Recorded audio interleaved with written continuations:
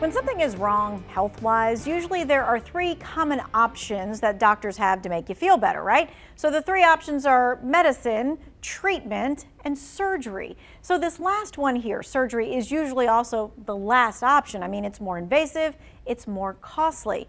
But a recent study by the Lown Institute found Medicare was billed for over 100,000 overused or unnecessary surgeries or procedures in 2020. Now, this includes more than 45,000 stents for coronary heart disease, 16,000 vertebroplasties for osteoporosis, and 14,000 hysterectomies for benign disease.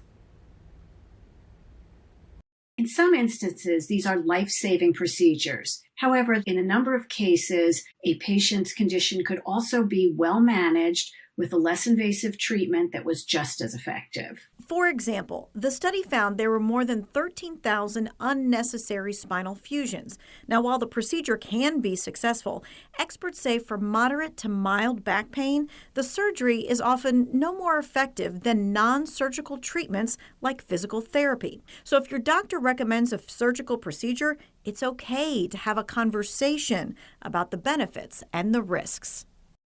Now, Consumer Reports says you should always ask three key questions. And the first one is one that my mom, a dental hygienist, has always told me to ask the doctor. And here it is. You ready?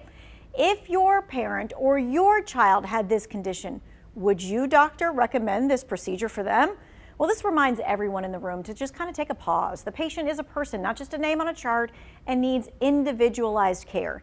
The second question is, what alternatives are there? You want to know, for instance, if there are other appropriate options that may be less invasive, have fewer potential side effects, or require less healing time.